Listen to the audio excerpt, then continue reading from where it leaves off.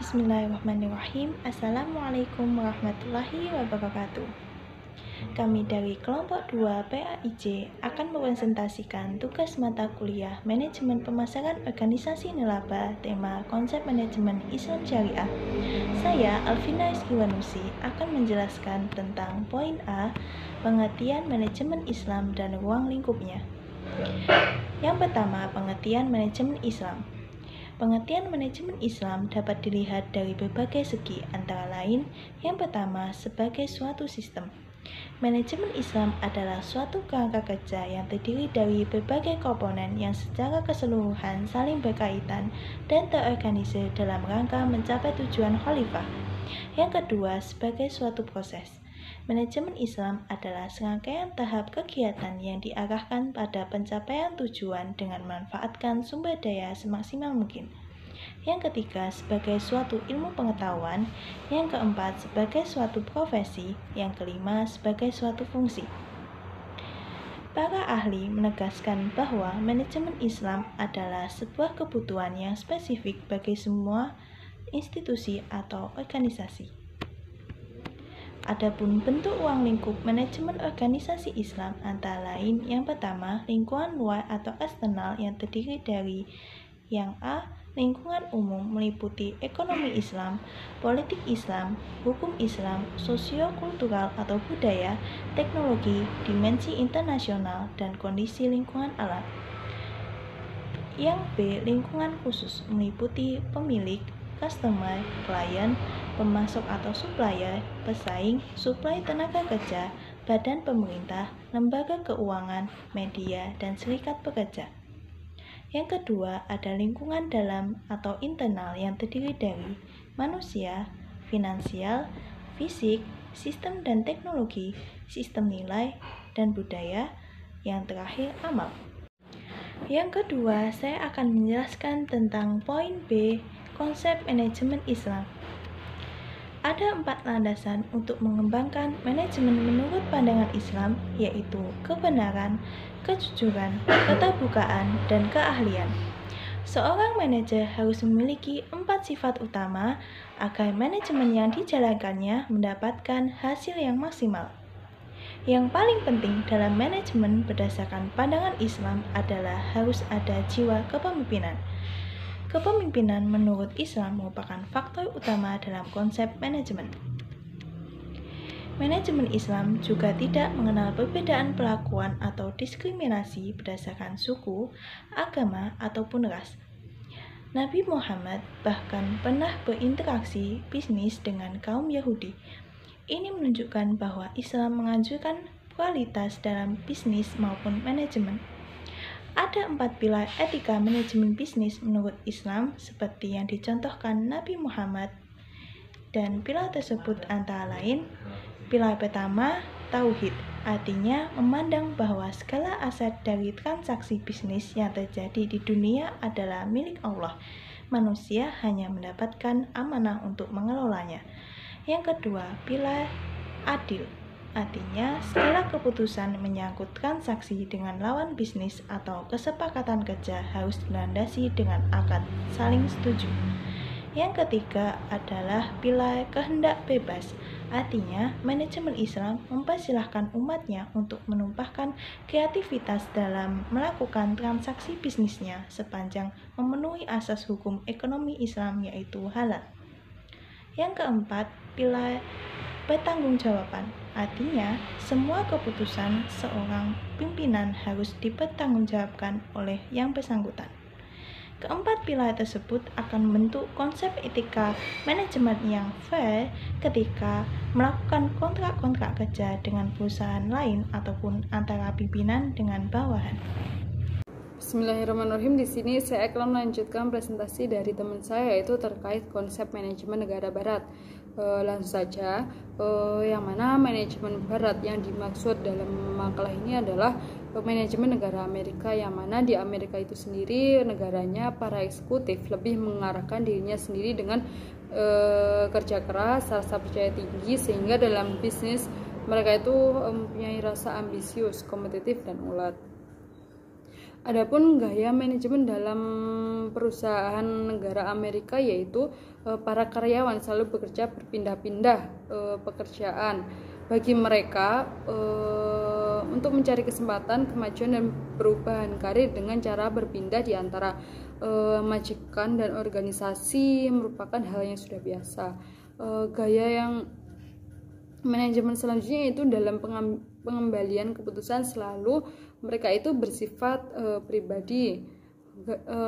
Gaya yang ketiga itu mempunyai tanggung jawab individual. Keempat, kemajuan yang cepat. Keberhasilan para karya itu diukur dengan cepat. Gaya yang kelima itu spesialisasi dalam karir. Pada organisasi di Amerika itu didasarkan pada spesialisasi keterampilan dan tenaga kerja. Yang keenam, mekanisme pengendalian yang splitif. Organisasi di Amerika itu mempunyai standar dan pengendalian yang eksplisit.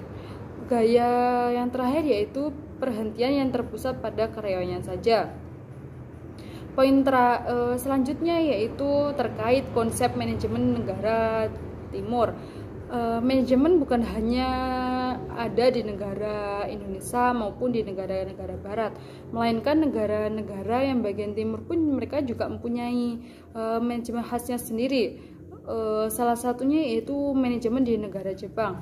Rakyat Jepang itu mempunyai sikap hidup yang dinamakan makoto, yang mana makoto itu menjunjung tinggi kemurnian dalam batin dan motivasi, dan yang menolak adanya tujuan yang semata-mata hanya berguna bagi diri sendiri. Untuk sikap ini dipengaruhi oleh ajaran agama Buddha, yang mana mereka itu mempunyai anggapan bahwa untuk menuju kesempurnaan hidup, seorang tidak hanya memilih hidup sebagai pendeta saja, melainkan mereka itu juga dengan cara hidup sungguh-sungguh. Adapun ciri-ciri manajemen di negara Jepang yaitu bahwa bentuk khas dari manajemen Jepang adalah organisasi. Organisasinya yaitu Gemensakraft. Ciri-ciri manajemen Jepang selanjutnya yaitu teknik modern dan manajemen modern diperkenalkan secara agresi. Untuk inovasi dalam manajemen Jepang, pengendalian perekonomian oleh pemerintah dihapuskan karena kompetisi bebas mulai berlaku. Untuk inovasi melalui demokratis, manajemen sudah perang. Yang selanjutnya itu konsep manajemen Jepang mengatakan bahwa perusahaan adalah sebuah keluarga yang mengacu kepada sistem keluarga.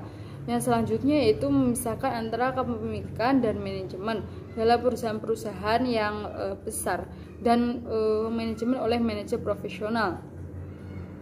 Yang selanjutnya itu ikatan perburuan di Jepang itu menunjukkan ciri ikatan kepercayaan yang kuat dan juga stabil. Ciri yang terakhir yaitu bahwa manajemen di Jepang itu dilaksanakan dengan memanfaatkan teknik dan manajemen modern, yang mana berguna untuk efektivitas manajemen diperlakukan suatu sistem yang mengintegrasikan keduanya. Dan yang selanjutnya adalah manajemen di Cina. Keberhasilan dari organisasi keluarga Cina, peraturan dapat tetap bertahan akibat keyakinan-keyakinan dari dalam cukup kuat dengan istilah staf saya adalah keluarga saya. Maksudnya di sini adalah ada keyakinan yang datang dari dalam organisasi untuk mendukung sang eksekutif utama di dalam membuat keputusan-keputusan yang seringkali sulit didapat dan mempengaruhi budaya organisasi. Mungkin karena mayoritas orang Cina lebih didasarkan pada hubungan, maka kita bisa memperkirakan bahwa tanggung jawab ini akan menjadi lebih besar terhadap pekerjaan. Dalam hal pengambilan keputusan, bukan merupakan masalah yang bersifat terbuka. Seandainya dilakukan secara terbuka, akan ada lebih banyak orang lagi yang merasa bahwa mereka berhak ikut terlibat dalam pengambilan keputusan, sehingga pada gilirannya nanti akan mengancam hierarki yang ada. Tampaknya ada perjanjian di kalangan bawahan mereka dan tidak mempunyai wewenang untuk melaksanakan tanggung jawab yang biasanya dipegang oleh pemilik perusahaan. Membuat keputusan bukanlah pekerjaan bawahan. Pada tingkatan yang lebih rendah dari organisasi keluarga Cina, yaitu tingkat manajemen menengah dan supervisi garis depan. Gaya kepemimpinan cenderung lebih mencerminkan kombinasi antara personalisme dan hierarki yang menjadi ciri dari keseluruhan organisasi ini. Dan untuk tingkat manajemen atas atau para eksekutif utama, gaya kepemimpinan cenderung otoraktis namun dilaksanakan dengan penuh kepedulian. Yang E, perbandingan manajemen di Indonesia dengan negara lain. Yang membedakan manajemen Islami dengan manajemen ala Barat maupun Timur ialah seorang pemimpin dalam manajemen Islam harus bersikap lemah lembut terhadap bawahan. Seperti contoh kecil, seorang manajer yang menerapkan kelembutan dalam hubungan kerja, yaitu selalu memberikan senyum ketika berpapasan dengan karyawan, karena senyum merupakan salah satu bentuk ibadah dalam Islam dan mengucapkan terima kasih ketika pekerjaan sudah selesai. Namun, kelembutan tersebut tidak lantas menghilangkan ketegasan dan kedisiplinan. Jika karyawan tersebut melakukan kesalahan, tetap ditegakkan aturan. Penegakan harus dengan cara konsisten dan tidak pilih kasih. Akan tetapi, dilihat dari kacamata umum, manajemen Indonesia lebih condong ke timur karena budaya yang dianut sebagian besar masyarakat adalah budaya timur. Namun, ternyata gaya manajemen baratlah yang dipraktekkan karena benturan antara gaya manajemen barat dengan budaya timur menghasilkan persoalan yang tidak kunjung selesai. Terdapat kesalahan dalam mempraktekkan gaya manajemen di Indonesia karena semua terjadi hampir di semua perguruan tinggi di Indonesia mengajarkan gaya manajemen barat tanpa dibarengi dengan penyesuaian dan perumusan manajemen gaya Indonesia. Mungkin itu yang bisa kami sampaikan. Apabila ada kurang lebihnya, mohon maaf. Wassalamualaikum warahmatullahi wabarakatuh.